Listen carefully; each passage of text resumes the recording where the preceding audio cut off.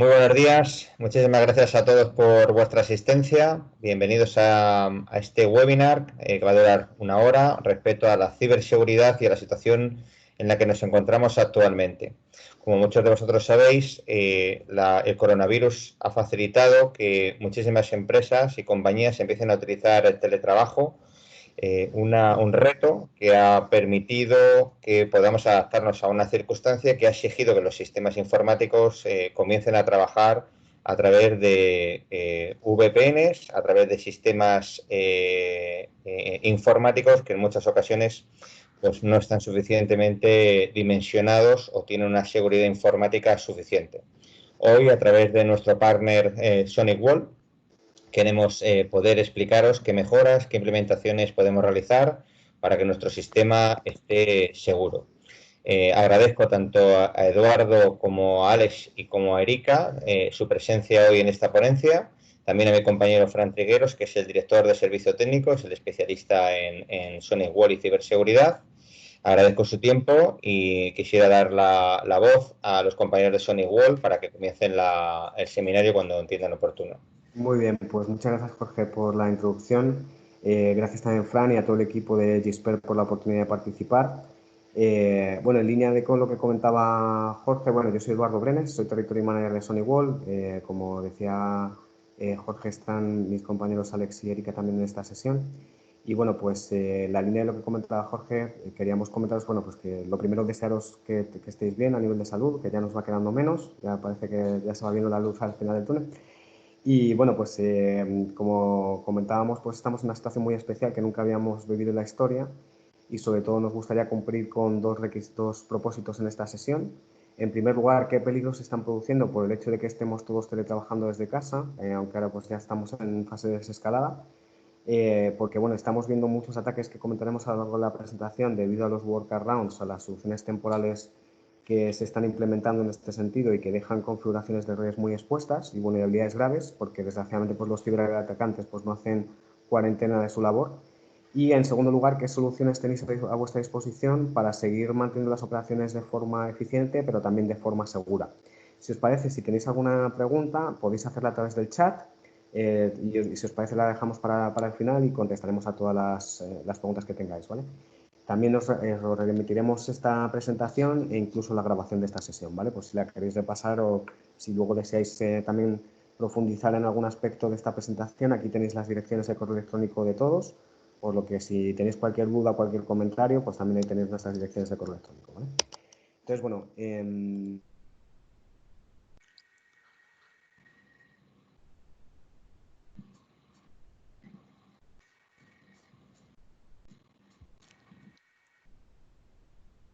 31, en estos casi 30 años hemos vendido más de 3 millones de firewalls a nivel mundial, somos el primer proveedor de firewalls a nivel mundial, es por lo que más conocidos somos a nivel global. Y bueno, pues más de 1 millón de firewalls siguen vivos y están alimentando nuestra red global de respuesta ante amenazas, esta que veis aquí. Cada día pues recogemos más de 200.000 muestras de malware, analizamos más de 200.000 eventos de seguridad. Con esa información actualizamos esos firewalls con las nuevas firmas, nuevas remediaciones del malware que surge cada día, ¿no? Como veis aquí, en firewalls entre 500 y 1.500 dólares tenemos un 32% de market share. En firewalls entre 1.500 y 5.000 dólares tenemos un 17% de market share. El origen de nuestra compañía es pequeña y mediana empresa, es un entorno en el que nos sentimos especialmente cómodos, cada vez intentamos ir pues, a compañías más grandes, ¿no?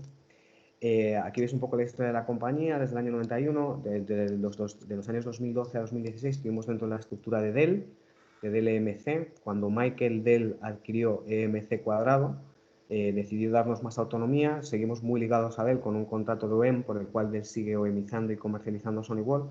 La relación con Dell sigue siendo muy estrecha, pero seguimos trabajando como una compañía independiente, ¿no?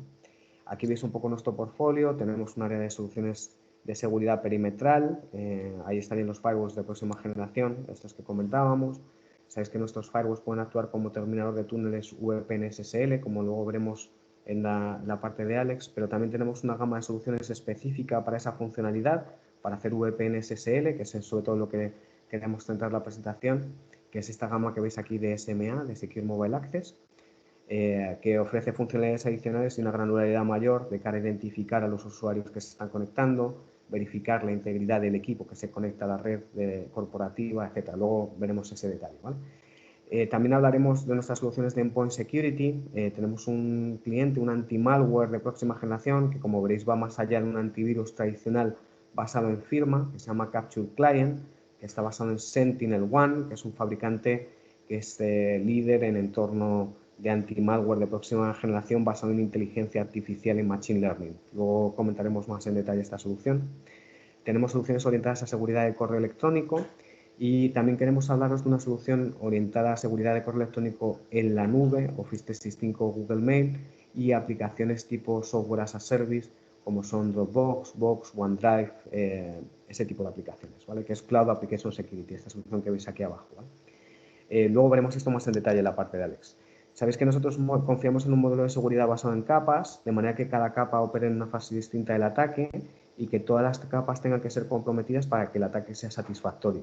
Nosotros aplicamos a nivel perimetral todas las capas del firewall de próxima generación, aplicando, por supuesto, desencriptación de tráfico SSL. Como sabéis, el 72% del tráfico a nivel mundial en Internet está encriptado, es decir, es HTTPS, está cifrado con SSL, con Secure Socket Layer, que es este protocolo que garantiza las comunicaciones seguras entre los extremos en Internet. Entonces es muy importante evaluar ese tráfico para evitar que una amenaza se pueda tunelizar a través de un canal cifrado.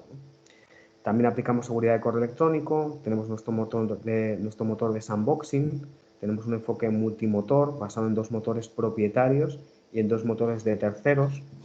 Este motor de sandboxing permite pues, protegernos contra amenazas de día cero, malware de nueva generación, amenazas persistentes avanzadas para los cuales todavía no hay una firma o una remediación, ¿no? Que la única forma de hacerlo para evaluar si está comprometido por un malware es subir ese fichero a una nube, abrirlo en distintos entornos controlados. Imaginar que eso es un fichero Word, lo abrimos con Windows 7, con Microsoft Office 2010, luego con Windows 10, con Microsoft Office 2016, hasta que no haya un veredicto sobre ese fichero, no lo dejamos entrar dentro de la red, ¿no?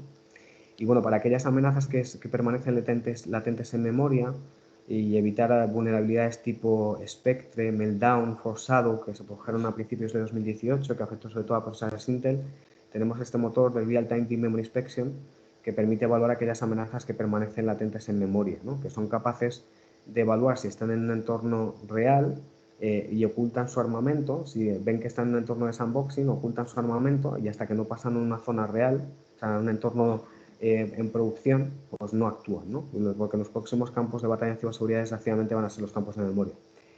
Y por último tenemos ese cliente instalado en el puesto del usuario, en su portátil, PC, servidor, que es este Capture Client que comentábamos, que incluso permite hacer rollback y recuperar el estado óptimo que tenga que tener esa máquina, ¿no? Aprovechando la tecnología de VSS, bueno, un Shadow Copy Service de Microsoft o de Time Machine en macOS, por ejemplo, podríamos recuperar el estado óptimo que tenga esa máquina, ¿no? Luego lo veremos. Entonces, bueno, ¿cómo creemos que va a ser el mundo post-confinamiento, ¿no? A ver, es difícil predecir cómo va a impactar esta situación en distintos sectores de actividad. Hay distintos estudios que se han aventurado a sacar la bola de cristal, ¿no? Y predecir cómo se va a evolucionar la situación en cada sector. Este, por ejemplo, es de Good Rebels. Veis cómo ha afectado el impacto de la cuarentena, cómo va a ser su recuperación y cómo va a suponer su superdigitalización para ese sector, ¿no? Y bueno, nosotros sí que consideramos que hay clientes que ahora mismo pues, han puesto en un modo así de hibernación, tratando de aguantar con la infraestructura tecnológica actualmente en producción hasta evaluar qué va a ocurrir después de verano, ¿no? Pero nosotros consideramos que hay áreas estratégicas de las que hoy más que nunca va a depender la continuidad del negocio, y como es este área de acceso remoto seguro, ¿no? Porque ahora veremos que claro, todo el mundo estará teletrabajando en casa y bueno, pues hay que incidir en esta parte, ¿no? Entonces, de hecho, en el caso en que se produzca una segunda oleada de coronavirus en octubre, que desgraciadamente se produjera esa situación, pues desgraciadamente las compañías vais a tener de junio a octubre esos 5 meses para preparar los sistemas y que esta situación nos vuelva a pillar de improviso. Porque consideramos además que un ciberataque en esta situación pues ya podría ser la puntilla final para un negocio, ¿no? Para una organización y que en esta situación pues ya sería horrible, ¿no?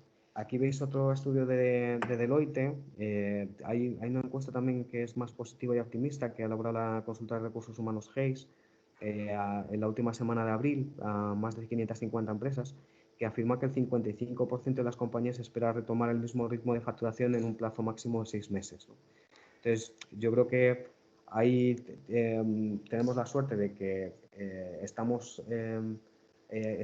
estancados, pero no, que es como si nos hubieran metido en el congelador, ¿no? Que yo espero que cuando nos saquen del congelador pues podamos retomar la actividad habitual, ¿no? Pero claro, hemos pasado un 5% de personas que habitualmente teletrabajaban al 100% de un día para otro, ¿no? Y este ha sido pues, el mayor experimento de trabajar desde casa, pero en real, ¿no? Entonces ahora, desgraciadamente, las vulnerabilidades que tienen los empleados en casa son las vulnerabilidades y problemas que estáis afrontando desde el departamento de IT de vuestras compañías. Entonces antes, probablemente vosotros no sabíais si teníais un usuario que tenía un portátil antiguo con un Windows 7 sin parchear en casa, pero es que ahora ese usuario a lo mejor se está conectando con ese portátil antiguo con Windows 7 sin parchear a los recursos de la red de la compañía. Y entonces está actuando como una pasarela de malware. Se está bajando el bicho en casa y lo está tunelizando hacia la organización. Y eso pues ya seguramente pues os preocupe más, ¿no? Desgraciadamente también el confinamiento que ha producido el COVID-19 pues ha provocado que el 88% de las organizaciones mundiales haya tenido que mandar a sus empleados a teletrabajar, ¿no? Y hay estudios como el de Gartner que afirma que el 74% de las organizaciones planea incrementar el número de trabajadores en remoto tras esta crisis, ¿no? Yo creo que las oficinas a partir de ahora pues, van a ser más puntos de reunión. Quizás pues, iremos 1 o 2 veces a la semana, pero el resto del tiempo vamos a teletrabajar más. Esto va a ser un punto de inflexión porque yo considero que al final va a cambiar la forma en la que teletrabajamos, en la que conciliamos vida laboral con vida personal. Pues va a cambiar muchas cosas, ¿no? Y bueno, pues también consideramos que el perímetro ya se ha disuelto, hace muchos años, ya no funciona lo de mi castillo, mis reglas. Cada vez iremos implementando más arquitecturas de este tipo, ¿no? De cero confianza o de Secure Access Service Edge. Vamos a viajar menos, pero bueno, que yo creo que la idea es que vamos a salir de esta reforzados. Yo creo que muchas compañías a nivel de gerencia también han visto la importancia de las tecnologías de la información para la continuidad de negocio y también pues muchos usuarios han aprendido más en estos 2 meses de confinamiento en cuanto a herramientas de videoconferencia, de trabajo en remoto, etcétera, que anteriormente en su vida laboral, ¿no? Entonces, bueno, ¿qué vemos que ha ocurrido? Nosotros consideramos que esto, pues eso, como decíamos, ha sido como un simulacro de teletrabajo a gran escala, pero sin tener nada preparado y en real, ¿no? Y todos pues vivimos situaciones muy complejas, ¿no? Desde vuestro lado que debíais dar respuesta a la alta demanda de teletrabajadores, hasta nosotros desde el punto de vista del proveedor, desde Gixpert o SonyWall, que hemos tenido que tratar de dar respuesta a ese volumen de peticiones, ¿no? Y bueno, pues como veis, pues hemos pasado de esta situación del 15 de marzo de 2020 a esta situación del 18 de mayo de 2020, que bueno, pues nadie preveía algo de este tipo, ¿no? Y bueno, pues en este sentido, nosotros consideramos que la superficie de exposición es cada vez mayor, porque las tecnologías de la información cada vez están más distribuidas, hay más puntos expuestos. Ahora tenemos a gente teletrabajando desde cualquier localización, conectándose a recursos en la nube. Como decíamos, pues el perímetro se ha disuelto. Y vosotros como responsables de IT debéis lidiar con estas cuestiones, pero también trabajando desde casa muchas veces, dando servicio a esos usuarios que trabajan también desde casa. Entonces, es un reto muy, muy grande y que surgen muchas cuestiones que es un poco lo que queremos dar respuesta, ¿no? ¿Cómo podéis habilitar a esos usuarios para que puedan acceder a los recursos de la red que realmente precisan para hacer su trabajo? ¿Cómo te aseguras de que a la vez que pueden seguir trabajando no estás introduciendo retos de seguridad adicionales, ¿no? Porque también es cierto que lo que estamos viendo durante esta pandemia es que desgraciadamente los ciberatacantes pues no han hecho cuarentena de su labor y han sabido cómo capitalizar con éxito esta situación, ¿no? Y este brote de coronavirus pues ha sido una gran oportunidad para ellos para lanzar campañas de phishing basadas en el miedo, hacer malware móvil, hacer ataques de ingeniería social, ¿no? Entonces aquí veis algunos titulares que hemos estado viendo durante estas semanas, ¿no? Hemos visto cómo ha habido ataques de una variedad de ransomware que se llama Netwalker, que ha afectado a muchos hospitales y a centros de salud. Y bueno, pues como luego veremos ahora con Alex, esto ha sido también porque se han implementado muchas soluciones temporales de workarounds, de acceso remoto seguro, pues con prácticas que son totalmente contrarias al sentido común, ¿no? Me atrevería a decir, publicando servidores RDP, publicando servidores terminal server, o con conectividad en any-to-any, pues que ha dejado configuraciones de redes pues muy expuestas, ¿no? Y pues hemos visto pues eso, mucho malware desplegado también en los mapas por los afectados de coronavirus, aplicaciones descargables que tenían supuesta información con el coronavirus que los usuarios han descargado y que eran maliciosas. Entonces hay que decir a los empleados también que no descarguen ese tipo de aplicaciones que no provengan de organismos oficiales, ¿no? Y también hemos visto una explosión de mails de phishing relativos a coronavirus, en plan de pincha aquí para conseguir tus mascarillas, pincha aquí para saber todo lo que necesitas para no infectarte de coronavirus. Y que hay muchos usuarios que también están picando en ese tipo de phishings, ¿no? Entonces, bueno, nosotros, como veis, tenemos un portfolio muy completo. Nos gustaría centrarnos en las 3 áreas que consideramos que son claves ahora para poder garantizar el acceso remoto seguro de los usuarios a los recursos de la organización. Nuestra gama que veis aquí de soluciones de Secure Mobile Access. Luego nuestra gama de soluciones de protección de correo electrónico en la nube, Office 365 y Google Mail, que ahora veremos con Alex, como decía, y de aplicaciones software as a service, tipo Dropbox, Box, OneDrive, etc. Y las soluciones de protección de los puestos de los usuarios con este anti-malware de próxima generación que os avanzaba. Entonces, bueno, sin más le doy el paso a Alex para que os pueda comentar en cuanto a este tipo de soluciones. Adelante, Alex, si quieres. Vale, muchas gracias, Edu. Bien, como comentaba antes de comenzar con la... Un segundo, dejarme ir para atrás. Ay, perdón. Sí, pásame para atrás, Edu, aquí. Estamos. Sí, antes de comenzar y entrar ya de lleno un poco en las 3 soluciones de las que vamos a hablar hoy, ¿no? Que son básicamente la solución de acceso remoto seguro, la de CAS, ¿no? O protección del correo, y la del endpoint. Sí que me gustaría hablar un poco de las soluciones virtuales versus a las físicas, ¿no? Hemos visto que desde hace algunos años hay una tendencia, ¿no? Hacia el mundo virtual, ¿no? Inicialmente hacia las nubes privadas, ¿no? con hipervisores como VMware, Hyper-V, y más recientemente a nubes públicas como Azure o Amazon Web Service, pero esa tendencia existe de migrar los recursos que tradicionalmente estaban on-premise, migrarlos a la nube, ¿no? Y haciendo un uso más extensivo de la virtualización. Esa tendencia, como otras tantas, se han acelerado a raíz del coronavirus, ¿no? Vemos como una aceleración hacia ese tipo de infraestructuras. Tiene ciertas ventajas, ¿no? No todos son ventajas, pero como todo hay pros y contras, pero algunas de las ventajas que ofrecen estas infraestructuras, ¿no? En la nube y que utilizan virtualización es, por un lado, la reducción de costes de implementación y del mantenimiento, ya que las instalaciones y los despliegues se pueden hacer en remoto, no hace falta conectar cables físicamente. Y también ofrecen una mayor flexibilidad de autonomía. Entonces, estas ventajas, pues digamos que han ganado peso teniendo en cuenta que a raíz del coronavirus ha habido un confinamiento y que el desplazamiento a la oficina o al data center pues estaba restringido, pues el hecho de poder gestionar o desplegar incluso desde cero este tipo de soluciones apoyándonos en estas nubes públicas o utilizando virtualización, pues le ha dado más agilidad y nos ha permitido tener un mayor control que si hubiesen sido soluciones físicas. Entonces, en SonyWall ofrecemos en todas nuestras líneas de productos, ofrecemos tanto soluciones físicas como virtuales. Tanto en nuestros firewalls como en nuestras soluciones de acceso seguro, como en nuestras soluciones de anti-spam, de email security, y nos integramos también, no solo ofrecemos soluciones para VMware o Hyper-V, sino también para nubes públicas como Azure o Amazon Web Service.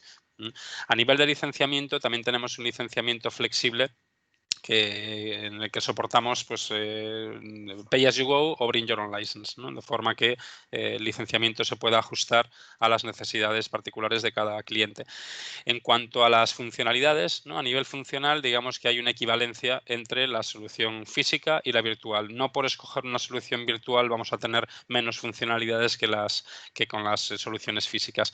En el caso específico de las nubes públicas, ¿no? Como Amazon Web Service o Azure, sí que es cierto que hay una serie de restricciones que vienen impuestas por estos proveedores, ¿no?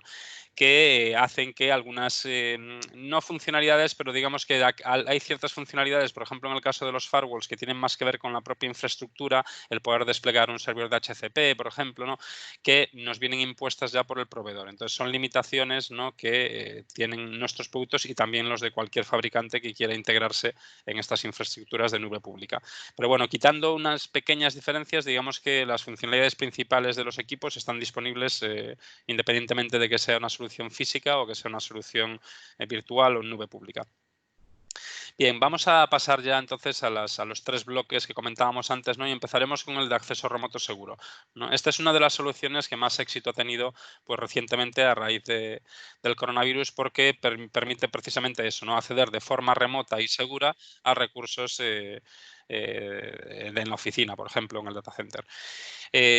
Toda la situación actual que hemos vivido, ¿no? Y los desafíos a los que nos enfrentamos, ¿no? Es que el teletrabajo, pues, se ha acelerado muchísimo también, es otro de los cambios que hemos notado recientemente. Se ha impuesto, ¿no? De forma forzosa, digamos, y ha venido para quedarse, es lo que opinamos, por lo menos desde Sony World. Las empresas han tenido que reorganizarse en un tiempo récord y, pues eso, en muchos casos no se estaba del todo preparado para este cambio tan drástico, ¿no? ¿Cuál es la solución que proponemos? Con este tipo de herramientas lo que queremos es dar una alternativa de acceso seguro para que todos los trabajadores puedan seguir trabajando, ¿no? Desde sus casas, ¿no? Y el objetivo es intentar que la experiencia del usuario sea lo más parecida a estar físicamente en la oficina.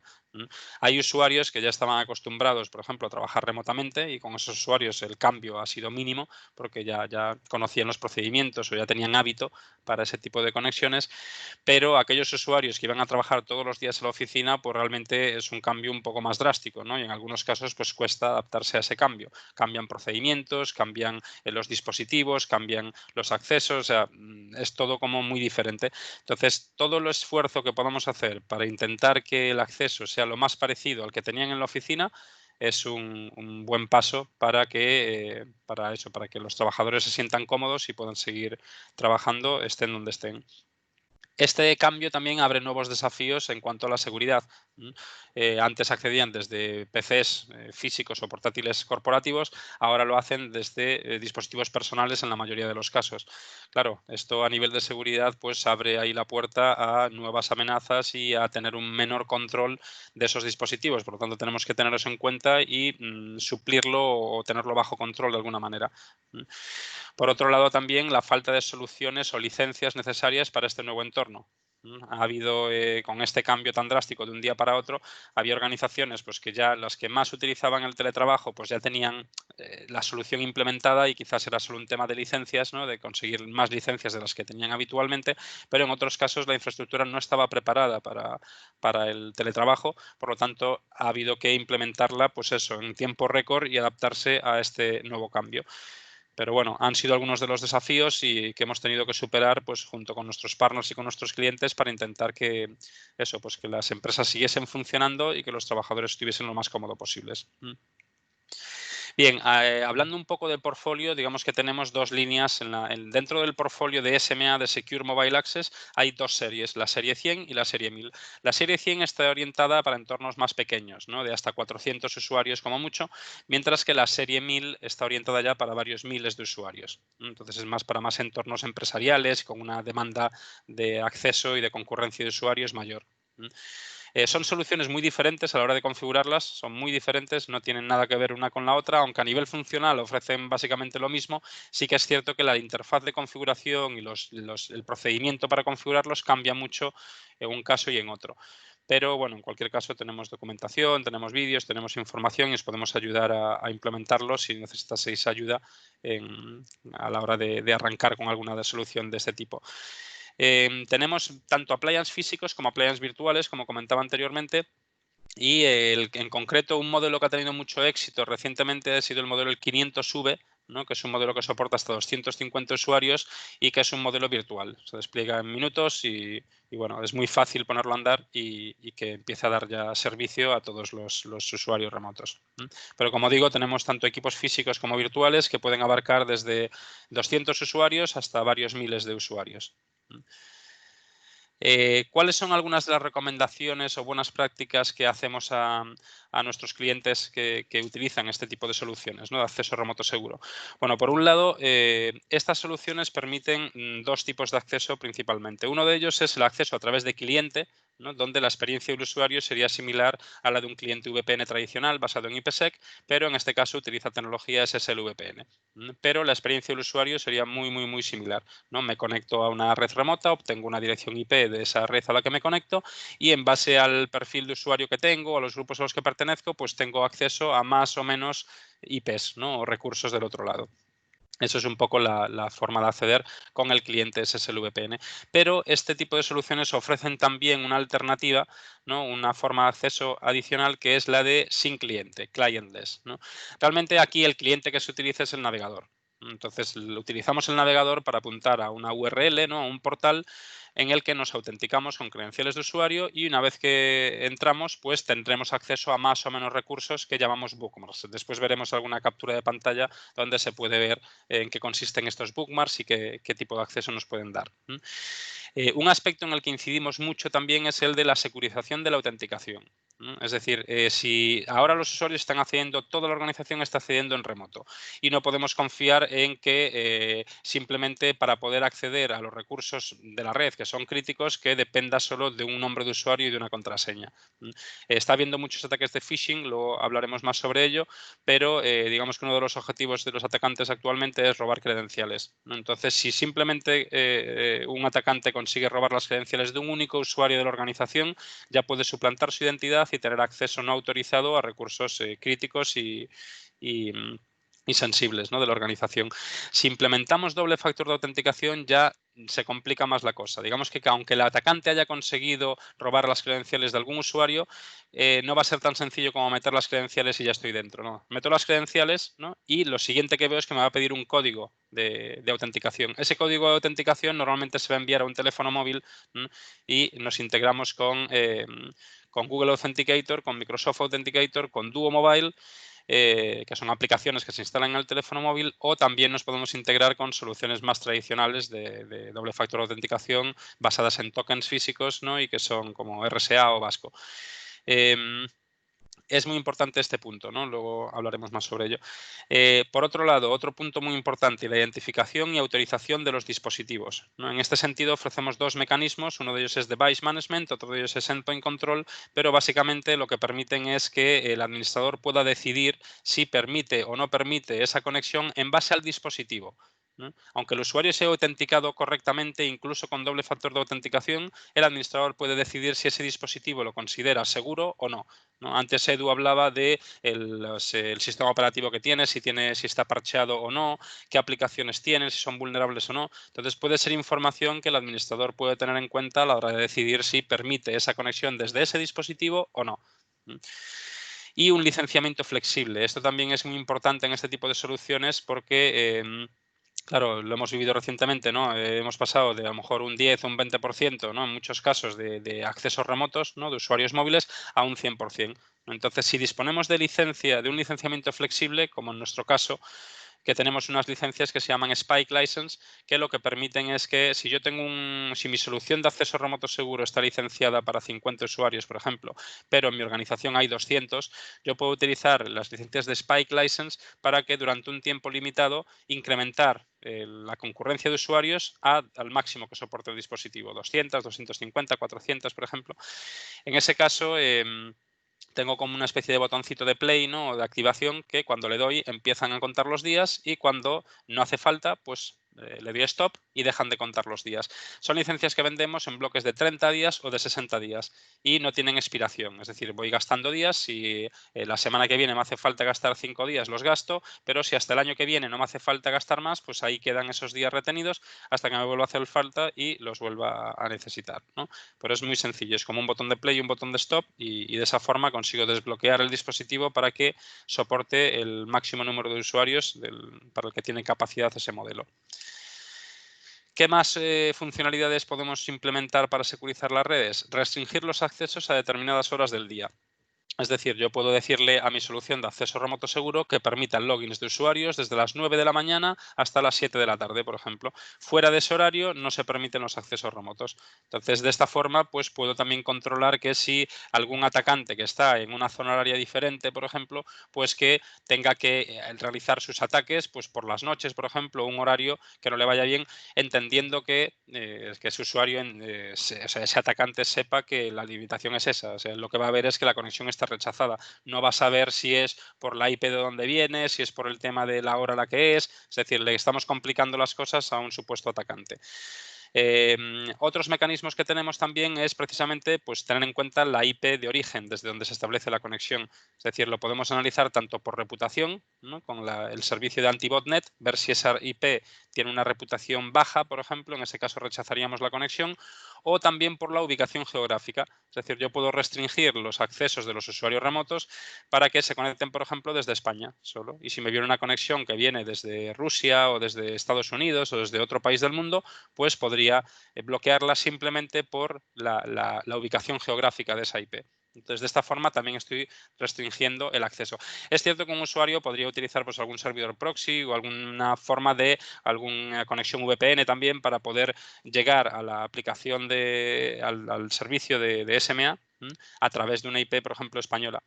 Pero la idea aquí es intentar complicar las cosas a los atacantes, ¿no? Es decir, si combinamos el tema de GeoIP, ¿no? Con la restricción horaria, si lo combinamos también con doble factor de autenticación, con un análisis del dispositivo desde el que se conecta, por ejemplo, con Endpoint Control o Device Management, todo esto hace que, incluso aunque un atacante haya robado las credenciales de un usuario mediante un ataque de phishing, que no tenga el acceso a los recursos de una forma tan fácil o tan directa, sino que le estamos complicando las cosas.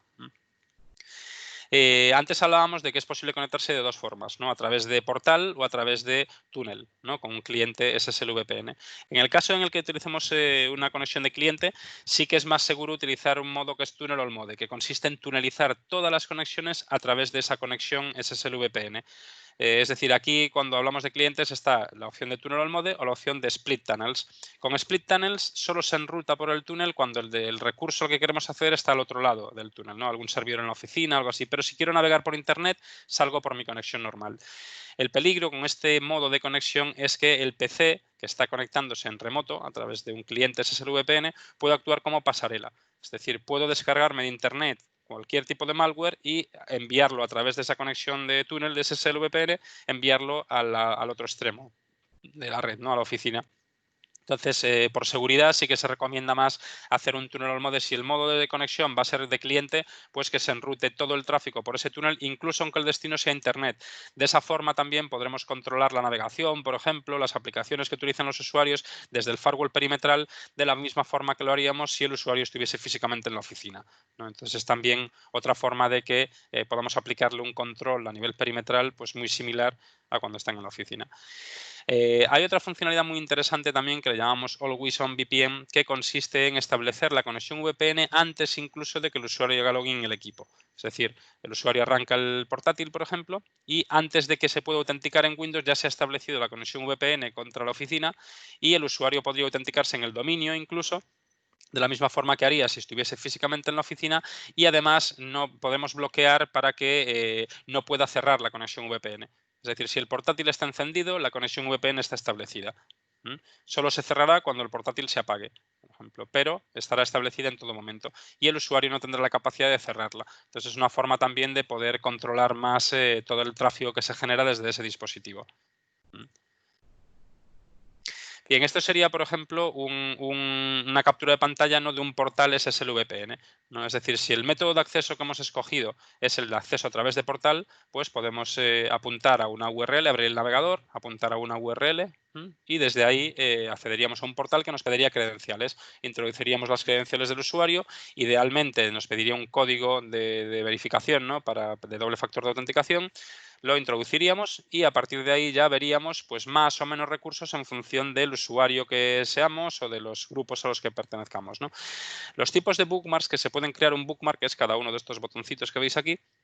Pues los tipos de bookmarks que se podrían crear pues son de tipo Citrix, por ejemplo, RDP o Terminal Server, VNC, de tipo HTTP o HTTPS, de tipo SSH o Telnet, carpetas compartidas también con CIFS, FTP, por ejemplo. Es decir, el rango de aplicaciones que podemos publicar, incluso se pueden publicar aplicaciones individuales. Si quiero publicar Word o quiero publicar Excel, lo puedo hacer también a través de un bookmark de tipo RDP, pero que bloqueo para una aplicación específica. Entonces el usuario podría estar utilizando, pues, por ejemplo, la aplicación de Excel que tiene instalada en su PC de la oficina, ¿no? A través de un bookmark de este tipo. ¿No? Podemos darle acceso al escritorio completo, ¿no? O podemos darle acceso solo a aplicaciones individuales. Todo esto se puede hacer desde aquí.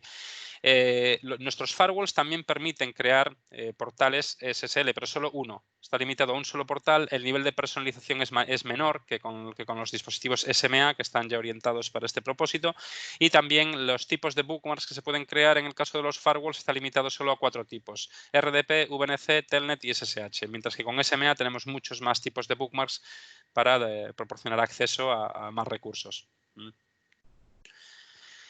Que a nivel de seguridad, ¿qué sería más seguro? ¿Proporcionar acceso completo a toda la red con un cliente SSL-VPN o proporcionar acceso solo a un equipo, a una aplicación o a un fichero que es el que el usuario necesita?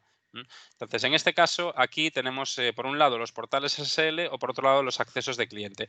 Es cierto que con una configuración de cliente, un acceso de cliente, no quiere decir que ya tengamos que dar acceso a toda la red. Podríamos restringirlo a un solo equipo, pero sí que es más complicado, digamos, el poder restringir el acceso solo a un determinado equipo y a un solo puerto y a un determinado protocolo o servicio, ¿no? Ahí requiere como mucha más configuración para hacer esos accesos más granulares, mientras que el acceso a través de portales, que está pensado precisamente para eso, para dar acceso a un recurso concreto, no para dar un acceso más amplio como el que nos da los clientes VPN, que nos permiten acceder a toda la red. Entonces, en este caso, por ejemplo, esto sería una conexión de cliente SSL-VPN donde el usuario tendría visibilidad sobre toda la red, pero se conectaría pues solo a su equipo. Pero si decidiese conectarse a otro, también tendría esa posibilidad, ¿no? Porque el cliente se lo permitiría. Mientras que el acceso a través de Bookmark, digamos que abriríamos el navegador, accederíamos al portal, ¿no? Y desde ahí pinchamos en el bookmark que necesitamos y nos daría acceso sobre ese recurso concreto. Por otro lado, también cuando hablamos de bookmarks y de recursos, se pueden configurar todos estos bookmarks como HTML5, ¿no? De forma que realmente no necesito tener ningún cliente instalado, sino que desde el propio navegador, cuando yo abro el navegador y pincho en este recurso, por ejemplo, de tipo terminal server, lo que veo es que se abre una ventana de navegador y en esa ventana se carga el escritorio remoto. Y yo en ese escritorio remoto puedo acceder a lo mismo que si estuviese delante de ese PC, pero sin necesidad de utilizar el cliente de terminal server de Windows, por ejemplo, o algún otro, un applet de Java o algo así, sino que directamente ya lo hago a través de HTML5. Lo mismo también para otro tipo de recursos, ¿no? Los recursos web, evidentemente, ya se va a utilizar el navegador, pero puedo acceder a recursos de tipo SSH, Telnet, a través de o carpetas compartidas, siempre a través del navegador mediante HTML5. Bien, vamos a pasar a la segunda solución que proponemos para poder securizar bien estos entornos de teletrabajo. Antes hablábamos del correo electrónico y de los ataques de phishing, ¿no? Entonces, para esto, la solución que proponemos nosotros es CAS, ¿no? Cloud Application Security. ¿Cuál es la situación que tenemos ahora mismo? Bueno, el correo electrónico siempre ha sido uno de los vectores de ataque más habituales, pero ahora mismo todos estamos viendo que lo es mucho más, ¿no? Es, digamos, la vía principal de entrada para comprometer equipos. El incremento en el volumen de ataques de malware y phishing hemos visto que ha sido bastante elevado, siempre con una temática común que es el coronavirus, ¿no? Los ataques de phishing normalmente buscan atacar las emociones de los usuarios, y para ello se apoyan en ingeniería social. Entonces, ahora mismo, ¿cuál es la temática que todo el mundo quiere estar informado? Coronavirus, ¿no? Si han salido estadísticas en tiempo real de lo que está pasando, que si las fases de desconfinamiento, que si las mascarillas, cómo obtenerlas de forma gratuita o cómo obtener mascarillas fácilmente, tal. Entonces, todo lo que rodea a la temática de coronavirus, digamos que afecta a la emoción de los usuarios y como usuarios bajamos la guardia. Es más fácil que pinchemos en ese enlace o que abramos el adjunto si nos tocan la fibra sensible, ¿no? Con alguna temática con la que queremos estar informados o que nos afecta de alguna forma, que si nos hablan de algún tema que no nos interesa. Entonces, ahora mismo es eso, el volumen de phishing y de malware se ha incrementado mucho en volumen y también eso, la ingeniería social que hay detrás va muy relacionada con la temática del coronavirus. Por otro lado, los cibercriminales saben que todas las organizaciones a raíz del confinamiento han tenido que reestructurarse en tiempo récord, ¿no? Y que han primado más pues, lo que es la usabilidad o el acceso frente a la seguridad. Entonces saben que ahora mismo las organizaciones son muy vulnerables y van a aprovechar el filón para intentar atacarlas porque esta ventana de tiempo, pues cuanto más tiempo pase, pues más securizadas estarán y más adaptadas estarán al nuevo entorno y más difícil será comprometer esas redes. Entonces es una carrera contra el tiempo donde los atacantes están intentando pues intentando pues comprometer todas estas organizaciones, ¿no? ¿Qué es lo que proponemos con nuestra herramienta de Cloud Application Security? realmente es una herramienta, una solución que permite proteger aplicaciones en la nube de todo tipo, no solo del correo electrónico, sino también pues, aplicaciones como Dropbox, OneDrive, Google Drive, ¿no? Y también SharePoint, por ejemplo, en la nube. Es decir, y más aplicaciones que iremos añadiendo, ¿no? Pero sí que es cierto que últimamente, digamos que el interés primordial que hay sobre esta solución es sobre la protección del correo electrónico. Nos integramos tanto con la suite de Microsoft, Office 365, como con la suite de Google, ¿no? Gmail y Google Mail.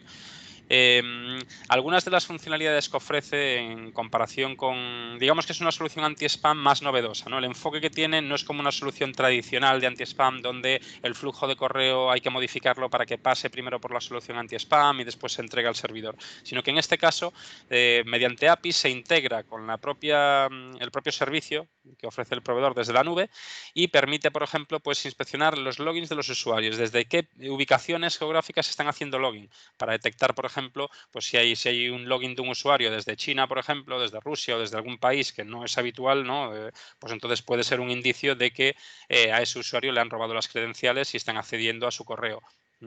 Entonces, pueden mirar eso, a qué horas del día se loguean los usuarios, desde qué ubicaciones geográficas y más de 100 eventos sospechosos para poder identificar si a un determinado usuario le han robado las credenciales y están suplantando su identidad. Utilizamos también un motor de inspección avanzada de phishing y de anti-malware. Y esta solución es una solución en la nube que utiliza múltiples motores. Después hablaremos más sobre ella. Prevención de fugas de información. También tiene un módulo de DLP que permite prevenir fugas de información y la forma en la que trabaja es mediante APIs, ¿no? Digamos que estas soluciones se despliegan muy rápidamente y mediante APIs tiene la capacidad de inspeccionar todo lo que entra o sale de estos buzones. Digamos que tiene varios módulos, ¿no? DLP, ATP, ¿no? De Account Takeover Protection para proteger los logins de los usuarios, ransomware y protección de día cero y anti-phishing. Este sería, por ejemplo, la interfaz de configuración de esta solución, ¿no? Es una solución que ofrecemos desde la nube y desde allí podemos configurar la integración. En este caso, por ejemplo, las 3 aplicaciones que vemos en la parte superior de la pantalla son las que está protegiendo, ¿no? La solución de CAS, ¿no? Que sería OneDrive, Outlook Office 365 y SharePoint. Pero más abajo vemos que hay más aplicaciones que podríamos proteger desde esta solución. La forma de configurarla sería muy sencilla, ¿no? Lo primero, activar una licencia trial o una licencia definitiva comprada. La activaríamos y aprovisionaríamos esta solución, ¿no? Se va a crear automáticamente un subdominio, ¿no? En cloudsec.sonicwall.com y desde ahí vamos a poder acceder ya a esta consola, ¿no? Que es la consola personalizada de cada cliente, ¿no? Lo primero que vamos a ver cuando entramos en esta consola son todas las aplicaciones que podemos proteger y podemos seleccionar cuál de ellas queremos configurar, ¿no? Entonces seleccionamos una de ellas y nos va a aparecer un asistente que nos va a guiar sobre la configuración. Realmente el asistente lo único que nos va a pedir son las credenciales de ese servicio, ¿no? Credenciales de administrador, para que automáticamente pueda configurar una serie de políticas que le permitan hacer su tarea. Las políticas que se van a configurar son en modo monitor solamente, por lo tanto es muy poco intrusivo. Es decir, cuando desplegamos esto en un cliente no empieza a bloquear nada inicialmente. Lo único que hace es mostrar todo lo que va detectando. Esto es phishing, esto es malware, esto es tal, lo va reportando, pero no lo bloquea, lo envía al buzón del usuario. Nosotros como administradores sí que podemos posteriormente indicarle, pues eso, si queremos eliminar esos correos o cambiar la política para que en vez de modo monitor, pues sea modo ya prevención o protección. Entonces tiene varios modos de funcionamiento, pero digamos que el despliegue es muy sencillo. Una vez que está desplegado, pues lo que tenemos es una consola como esta, donde podemos ver pues, de estadísticas de cuáles son los ataques de malware, de phishing, ¿no? de DLP, ver un mapa con los logins de los usuarios, logins con éxito, logins fallidos también, por si están haciendo algún ataque de diccionario, de fuerza bruta para comprometer alguna cuenta de algún buzón. Podemos ver aquí también un dashboard donde podemos ver una serie de eventos desde tipo de eso, de DLP, de malware, de phishing, eventos sospechosos, Shadow IT, por ejemplo, si están utilizando alguna aplicación tipo TeamViewer, tipo RingCentral, Evernote, Elephant Drive. Es decir, hay una lista bastante amplia de aplicaciones y como la consola esta puede ver todo lo que entra y lo que sale de los buzones de los usuarios, pues puede también de alguna forma adivinar qué aplicaciones en la nube pueden estar utilizando simplemente inspeccionando la actividad de correo electrónico. Bien, en el caso, por ejemplo, de Office 365, bueno, Office 365 ofrece varios planes, ¿no? Algunos de ellos son más completos que otros, también algunos de ellos son más costosos que otros, pero a veces puede dar la sensación de que a nivel funcional hay un solapamiento entre lo que ofrece Microsoft y lo que ofrece SonicWall con la solución de CAS, ¿no? Eso, digamos que ese solapamiento, donde tiene quizás más sentido es en el plan E5, porque como veis el plan E5 es el más completo de todos, también es el más costoso, pero aquí sí que a nivel funcional digamos que podría haber ciertas equivalencias. Pero siempre comentamos que nuestra filosofía, como comentaba antes Edu, es multimotor, ¿no? Entonces, si tenemos la posibilidad de inspeccionar algo por múltiples motores, el nivel de seguridad se va a incrementar mucho, ¿no? Es lo mismo que hace, por ejemplo, VirusTotal, ¿no? Con sus más de 60 motores antivirus, ¿no? Analiza por todos ellos y si alguno de ellos da un veredicto de que es malicioso, pues es que es malicioso, ¿no? Entonces, el hecho de que se inspeccione por varios motores siempre le da un plus, ¿no? a la protección o a la seguridad. Entonces, incluso con el plan E5 tiene mucho sentido integrarlo con una solución de tipo CAS, ¿no? De Cloud Application Security, porque vamos a poder inspeccionarlo doblemente y vamos a ver, pues eso, si alguno de los motores, tanto los que incluimos nosotros como los que incluye Microsoft, pues detectan esos correos o esos ficheros como amenazas. Donde sí que tiene muchísimo más sentido todavía es con planes inferiores al E5. ¿no? L3, L1, Business Essentials o Premium. Con estos planes es que ya a nivel funcional ya no hay solapamiento, hay un complemento, ¿no? Donde podemos, por un coste muy inferior, podemos cubrir todas esas necesidades o ofrecer todas esas funcionalidades y con una solución multicapa, ¿no? que en nuestra opinión es mucho más efectiva que, digamos, que utilizar una estrategia de protección que dependa de un único fabricante, ¿no? especialmente cuando es uno de los grandes como Microsoft que está constantemente siendo atacado y siendo, pues eso, analizado por un montón de cibercriminales que están deseando encontrar alguna vulnerabilidad porque les daría acceso a millones de cuentas y es un objetivo pues, muy suculento para ellos, ¿no? Entonces, digamos que si utilizamos un servicio como el de SonicWall de CAS, que utiliza múltiples motores y no es un servicio tan expuesto o tan atacado, pues también estamos mejorando mucho la seguridad en ese sentido. Bien, pasamos ahora a la parte de endpoint, ¿no? Como tercer, digamos que toda nuestra estrategia para el teletrabajo la estamos basando como en tres patas, ¿no? principales, ¿no? Por un lado están las soluciones de acceso remoto seguro, que lo que dan es conectividad, pero de una forma segura. Por otro lado está la parte de CAS, ¿no? Que principalmente protegería el correo electrónico, aunque también otras aplicaciones en la nube, como veíamos antes, pero como una de las vías principales de entrada es el correo, creemos que hay que protegerlo especialmente. Y por otro lado el endpoint, ¿no? Entonces, si protegemos el correo, protegemos el endpoint y protegemos los accesos que están realizando esos endpoints a la organización, ¿no? a través de conexiones cifradas y seguras, pues creemos que eso es una tríada, ¿no? que funciona muy bien en combinación y que nos permite pues, dar un nivel de seguridad más que aceptable, ¿no? ¿Cuál es la situación actual con los endpoints? Bueno, por un lado, las amenazas desconocidas de tipo Zero Day han aumentado considerablemente desde que empezó la crisis del coronavirus, ¿no? Lo mismo que el phishing ha aumentado, el malware también, ¿no? Y sobre todo un poco en esa línea también de coronavirus, ¿no? Hay troyanos, hay ransomware también con esa temática de coronavirus que ha surgido recientemente. Los PCs personales, que son los que están utilizando muchas veces los usuarios o los trabajadores para conectarse a recursos de la oficina, pues eso, son PCs personales, no tienen el mismo nivel de seguridad que los corporativos y tampoco están igual de controlados, ¿no? Por lo tanto, hay que tener más cuidado con esos accesos, ¿no? que desde dispositivos no controlados. Este tipo de accesos son más parecidos a redes de tipo Bring Your Own Device, ¿no? donde el usuario viene con el dispositivo que sea, un dispositivo personal, y se conecta a recursos internos. Por lo tanto, ahí sí podemos tener cierto control a nivel, por ejemplo, de filtrado web, analizar las aplicaciones vulnerables que pueda tener ese equipo instalado, ¿no? tener una gestión centralizada que nos permita, aunque sean dispositivos personales, tenerlos todos añadidos en una consola y desde ahí poder gestionar la seguridad, pues es algo que va a reducir mucho los riesgos.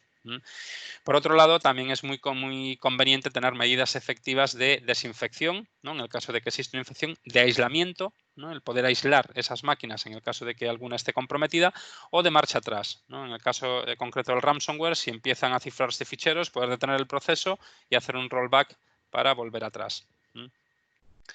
Bien, como comentaba antes Edu también, el motor que tenemos de Capture Client es un motor antivirus que está basado en SentinelOne, ¿no? pero nosotros lo que hacemos es combinarlo con nuestra solución de sandboxing multimotor. para tener múltiples veredictos, ¿no? Por un lado el veredicto de SentinelOne y por otro lado nuestro propio veredicto que obtenemos de 4 motores diferentes. 2 de ellos son propietarios y 2 de ellos son de terceros. Si podemos aislar también esos equipos de forma virtual, también es una ventaja, ¿no?, adicional que nos permitirá, en el caso de que haya algún equipo que consideremos sospechoso, pues podríamos aislarlo simplemente dándole un botoncito, pues haremos que esa máquina no pueda comunicarse ni con Internet ni con ninguna otra máquina de su red local, pero sí que mantenga la conexión con la consola de gestión, de forma que desde ahí podamos darle órdenes a esa máquina para poder analizar los procesos que tiene en memoria, para poder pues, hacer un análisis de todo el disco para ver si tiene algún tipo de malware instalado. Es decir, podemos mantener el control que teníamos sobre esa máquina, pero teniéndola aislada virtualmente. Sería algo equivalente a desconectar el cable, pero sin hacerlo, ¿no? Con el cable conectado, pero restringiendo las comunicaciones de ese equipo con otras máquinas.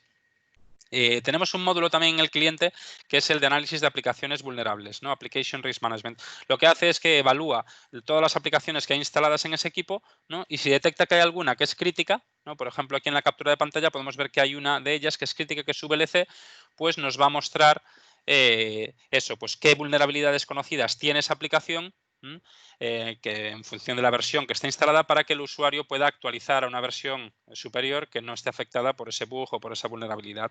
Aquí da una descripción de en qué consiste esa vulnerabilidad y también añade un enlace al CV, ¿no?, al Common Vulnerability Exposure, donde podemos ver pues, más detalles sobre esa vulnerabilidad en concreto, ¿no? Entonces esto también va a ayudar mucho a que esa máquina no sea vulnerable ante exploits conocidos que puedan atacar alguna aplicación vulnerable que tenga instalado el equipo. También incluye un módulo, el cliente, de control de dispositivos mediante USB y Bluetooth, ¿no? Por lo tanto, podemos controlar qué dispositivos USB se pueden conectar, es decir, podemos permitir que se conecte una cámara o un micrófono, pero no permitir que se conecte un pendrive o un disco duro, por ejemplo. Lo mismo a través de Bluetooth. Podemos controlar también qué tipo de dispositivos queremos permitir que se conecten y cuáles no. Y llega a un nivel de granularidad bastante elevado, porque no solo es el tipo de dispositivo, sino también podemos indicarle el fabricante o incluso el número de serie. Es decir, podría restringir que un endpoint solo se le conecte una determinada cámara web o un determinado micrófono, pero solo ese, ya sea por el fabricante que es o por el número de serie que tiene ese dispositivo particular, ¿no? Bien, antes hablábamos de nuestro motor en la nube de sandboxing, ¿no?, el Capture ATP. En este diagrama pues, aparece bastante bien reflejado en qué consiste este motor, ¿no? Bueno, por un lado, este servicio empezó en los firewalls, ¿no?, nuestros firewalls de nueva generación, pero lo hemos extendido ya a todas nuestras líneas de producto. Ahora lo tenemos en las soluciones de SMA, de acceso remoto seguro, en nuestras soluciones de anti-spam, de correo electrónico, en el endpoint también. Es decir, todo nuestro portfolio tiene ahora esta solución integrada. Y básicamente cómo funciona es que funciona en 3 fases, ¿no? Hay una fase inicial donde los ficheros que se envían a esta nube, primero se envía el fichero y se envía un hash del fichero. Entonces se evalúa en una base de datos de hashes, se mira si ese fichero ya ha sido analizado previamente y si hay un veredicto. Si lo hay, pues ya está, se responde y en función de esa respuesta se toma una decisión, ¿no?, de bloquear ese fichero o permitirlo. Si pasa esa primera fase inicial, pues hay una segunda fase donde se hace un análisis estático de ese fichero. Se lo analizamos con un servicio parecido a VirusTotal, donde hay más de 60 motores antivirus que lo analizan y miran si se trata de alguna amenaza ya conocida. Si es un ejecutable, miramos quién ha firmado el ejecutable y qué reputación tiene ese fabricante. Si es un fichero de ofimática, miramos si tiene macros o no. Analizamos también la reputación del dominio desde donde se descargan ese fichero. Y si toda esa fase pues, da positivo, digamos, no hay ningún tipo de amenaza ahí, ¿no?, se supera esa fase, entonces es cuando hacemos el deep analysis y vamos ya a analizarlo con 4 motores, diferentes, ¿no?, de sandboxing. Aquí hay 2 motores que son propietarios y otros 2 que son de terceros.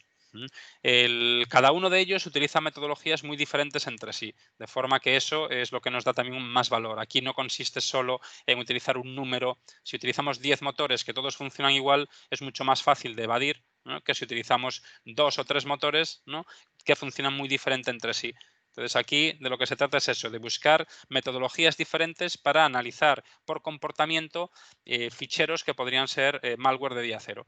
Entonces aquí utilizamos virtualización, emulación también, ¿no?, hipervisor, análisis a nivel de hipervisor, y hay un motor que es patentado nuestro, que es el de RTDMI, que es Real Time Deep Memory Inspection, que ya antes Edu hablaba sobre él, que es un motor que lo que hace es analizar pues, toda la secuencia de comandos que se ejecutan desde memoria al procesador. Y es una metodología que nos ha dado muy buenos resultados, sobre todo con ficheros de ofimática, con ataques de tipo fileless, ¿no? Donde no hay ficheros, ¿no? Donde realmente la amenaza se está ejecutando directamente desde memoria, y también con ataques de tipo side channel a procesadores Intel, ¿no? Como los que comentaba antes Edu, de Spectra, Foreshadow, que cada cierto tiempo pues sale alguna vulnerabilidad nueva, y es muy, aunque sea una vulnerabilidad de día cero no conocida, pues es muy efectivo para detectar esas amenazas nuevas, ¿no? Con este motor de RTDMI. Bien, en base a estos veredictos, si pasa estas 3 fases, ¿no? Pues entonces se considera que es un fichero legítimo y se permite la ejecución o la descarga. Tal. Si no, pues se bloquearía. Bien, el propio cliente de Capture Client también tiene un motor de filtrado web. Es decir, podemos hacer el mismo filtrado web que hacemos desde nuestros firewalls, lo podemos hacer ahora desde el cliente ya, ¿no? Aunque no esté detrás de un firewall SonyWall. Hay más de 56 categorías, al igual que con los firewalls. También tiene un sistema de dominios permitidos y denegados para configurar listas blancas y negras de dominios. La gestión de las políticas se realiza de forma centralizada. No puedo crear diferentes perfiles, por ejemplo, un perfil para los comerciales, otro perfil para los técnicos, otro perfil para los directivos, y decidir qué categorías quiero permitir o bloquear en cada caso, y también pues, jugar con las listas de blancas y negras para las excepciones. Y puedo hacer que cada uno de estos perfiles se aplique a los diferentes usuarios, ¿no? Y esto sería directamente el bloqueo desde el propio cliente Capture Client, ¿no? Lo que vería un cliente, por ejemplo, desde el lado de... Si intento acceder con el cliente Capture Client, intento acceder a alguna página bloqueada, pues lo que vería es una página de bloqueo como esta, y también vería pues un mensajito que me saldría por un lado así, que me indica que esa página web ha sido bloqueada por el cliente de Capture Client. Entonces, este motor tampoco se puede desactivar, el usuario no puede desactivarlo, no puede desinstalar tampoco el cliente, es decir, que no se podría saltar este motor que está instalado en el propio Capture Client, ¿no? Es uno de los módulos del Capture Client. La posibilidad de hacer rollback. Esto es especialmente interesante en los ataques de tipo ransomware, ¿no? Aquí, cuando empieza a cifrar el disco, pues nos interesa pues, cortar, si no ha podido detectarlo antes, cortar el proceso, eliminarlo y hacer un rollback para restaurar esos ficheros al estado anterior. Para ello se apoya en el servicio VSS de Microsoft. También tiene la funcionalidad de EDR, para poder visualizar de forma gráfica la ejecución de las amenazas, ¿no? Y poder dar información sobre pues, qué llamadas se hacen a diferentes procesos, si se crean entradas en el registro o no, llamadas a librerías. Entonces, todo esto lo vamos viendo de una forma gráfica como si fuese un flujo de ejecución, y podemos pinchar en cada uno de esos procesos, de cada uno de esos nodos, para obtener más información sobre qué es lo que hace, cuál es su ubicación en el disco o información adicional más detallada. La consola, como decíamos antes, es una consola centralizada, ¿no? Que me permite gestionar todos los endpoints, ¿no? Desde un único sitio, y el cliente Capture Client está disponible tanto para Windows como para Mac o Linux.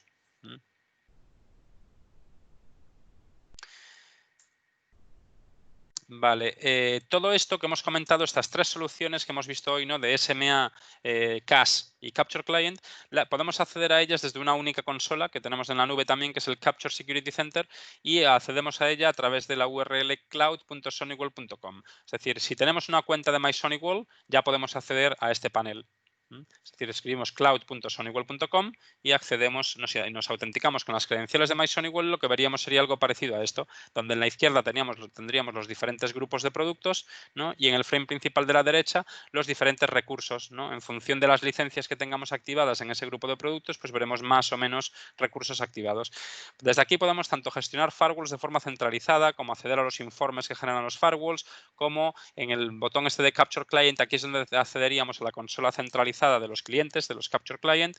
También tenemos por aquí CAS SaaS Security, que es el módulo, la solución de CAS, de protección del correo electrónico que comentábamos antes. También tenemos el Wireless, que es la consola para gestionar nuestros puntos de acceso, por ejemplo, acceso directo a MySonywall. Es decir, aquí tenemos todo lo que es necesario para poder realizar cualquier operación relacionada con SonyWall, ya sea a nivel de licenciamiento, ya sea a nivel de registro de productos, de activación de claves, de gestión de firewalls, de reporting, de configuración de puntos de acceso, de clientes, de anti-spam. Aquí está todo.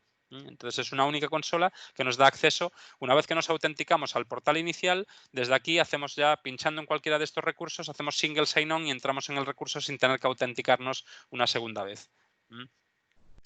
Bien, ¿cuáles son los errores más comunes que estamos viendo con nuestros clientes? Publicar directamente servidores RDP, ¿no? Esto es un error bastante grave porque hay varias vulnerabilidades. Hay una que es relativamente reciente, que es BlueKeep, que permite la ejecución de código remoto en esos equipos. Entonces, es realmente el publicar un recurso de tipo terminal server directamente en Internet. Es cuestión de horas y no minutos que alguien lo ataque, porque hay gente que se pasa el día haciendo escáneres buscando IPs vulnerables, y sería cuestión de tiempo que alguien lo encontrase y lo explotase para poder tomar control del equipo. Entonces, es una vulnerabilidad muy grave, ¿no? Un error muy grave el publicar directamente este tipo de recursos. Nuestra recomendación, hacerlo a través de los SMAs, ¿no? Ya sea a través de un bookmark de un portal SSL-VPN o a través del cliente SSL-VPN. Otro error común, dar a todos los usuarios el mismo nivel de acceso, ¿no? Y configuración de políticas muy permisivas, ¿no? Inicialmente se dio prioridad más al acceso y, por lo tanto, pues los accesos era darle a todo el mundo el mismo acceso y a todo, ¿no? Entonces, vale, casi conseguíamos que los usuarios pudiesen seguir trabajando, pero estaban teniendo mucho más acceso del que deberían. Entonces, bueno, es un error que no deberíamos de cometer. Hay un principio en seguridad que se llama el principio del mínimo privilegio, donde lo ideal es que cada usuario tenga acceso únicamente a los recursos estrictamente necesarios que necesita para realizar su trabajo, pero ninguno más, ¿no? Cualquier acceso añadido que tenga y que no sea necesario abre la puerta a un posible ataque. No usar autenticación multifactor, otro error grave también y bastante común, ¿no? Esto lo recomendamos mucho porque es una de las vías de entrada, ya decíamos, a través del phishing del correo, robo de credenciales, suplantación de identidad, y ya están dentro. Soluciones de antivirus obsoletas o basadas en firmas, no en sandboxing. Es decir, el volumen, la velocidad a la que crece el malware, pues hace que las soluciones basadas en firmas ya no sean del todo efectivas y hace falta una solución de tipo sandboxing basada en comportamientos. Control de usuarios, pero no de dispositivos. Otro error común también. El que confiemos en los usuarios no quiere decir que ese usuario puede estar accediendo desde un portátil personal que lleve infectado desde hace años ya. Y a través de ese portátil podrían acceder a recursos de la organización. Entonces, una cosa es que confiemos en nuestros usuarios y en su buena voluntad, y otra cosa es que confiemos en los dispositivos que están utilizando ellos. A lo mejor es el portátil de su mujer o de su hija o de alguien que no sabemos qué nivel de seguridad tiene.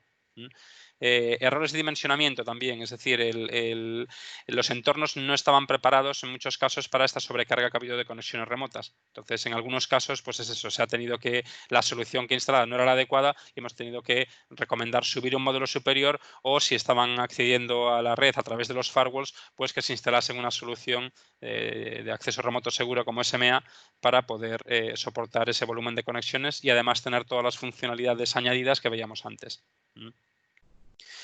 Bien, y ya para finalizar mi parte, hay una serie de recursos útiles que me gustaría comentar aquí. Uno de ellos es LiveDemo. Es un laboratorio virtual y público que tenemos en Internet, que se accede a él a través de livedemo.sonicwall.com, y desde ahí podéis acceder a cualquiera de nuestros productos, no solo los firewalls, sino también pues, las herramientas de gestión centralizada, por ejemplo, acceso remoto seguro, solución anti-spam. Entonces, desde aquí podéis acceder prácticamente a todo nuestro portfolio. Aquí en el caso de los firewalls, por ejemplo, en la captura de pantalla de la derecha podéis ver que más abajo tenéis pues, prácticamente todos nuestros modelos, y desde ahí podéis acceder a cualquiera de ellos con permisos de administración de solo lectura y poder ver la interfaz y ver las funcionalidades que ofrecemos. Y también os dejamos una serie de enlaces, como la presentación la vamos a compartir.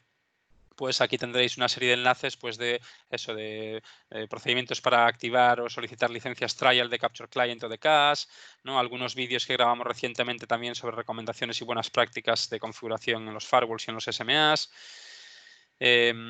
Algunos enlaces también a ebooks o a datasheets sobre nuestros productos, no solo los que hemos hablado aquí, sino también nuestros firewalls o algunos productos adicionales, ¿no? Y bueno, eso, datasheets y tal. Si eso desde esta, cuando compartamos la presentación, ahí tendréis acceso a todos estos enlaces. Y ahora os dejo con Edu, que os va a comentar también alguna cosilla adicional sobre licenciamiento y productos, ¿vale? Adelante, Edu. Genial, muchas gracias, Alex. Pues nada, simplemente por terminar muy rápidamente, solamente mostraros un poco las dos opciones que os hemos detallado a lo largo de la presentación de hoy. En cuanto a acceso remoto seguro, ¿no? La primera opción sería utilizar firewalls de próxima generación, que como decíamos pueden utilizarse como terminador de túneles VPN, tanto SSL como IPsec para entornos Windows. Entonces, como veis, en MySonicWall, en la página web de MySonicWall, que es donde registramos, es el portal donde registramos las máquinas una vez que adquirimos ese firewall de SonicWall, podemos visualizar cuántas licencias tiene ese firewall actualmente activas y cuál es el máximo que soporta ese equipo, ¿no? Aquí en esta tabla de la derecha podéis ver tanto para los clientes VPN SSL como para los clientes IPsec Global Client, pues cuál es el número máximo de usuarios que lleva la máquina ya de base y cuál es el número máximo que soportamos. Por ejemplo, el TZK600 pues ya tiene 2 licencias VPN SSL de base y soporta hasta 200. Y en el caso de VPN Client, o sea de Global Client de IPsec, ya lleva 2 de base y soporta hasta 25. Esas licencias adicionales, si las quisiéramos, habría que adquirirlas. Y aquí os hemos dejado los part numbers, que como veis van por tramos, que tendréis que adquirir para incorporar licencias VPN SSL adicionales o licencias Global VPN para entorno IPsec, entorno Windows, adicionales, ¿no? Estas licencias son perpetuas, son muy baratas, el soporte se asocia al firewall y además permite que cuando tú te compres otro firewall puedas migrarlas, puedas coger esas licencias VPN SSL y las puedas migrar al nuevo firewall, ¿vale? Esto simplemente por aclararlo porque es algo que nos preguntan mucho. Y la segunda opción sería la que hemos visto a lo largo de la presentación de hoy, que serían los SMAs, los Secure Mobile Access. Aquí, como hemos comentado hoy, pues tenemos máquinas físicas y máquinas virtuales.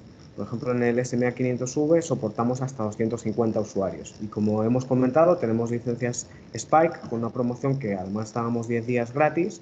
Como decíamos, damos al lunes al Play, el viernes damos al Stock y consumimos esos 5 días, ¿no?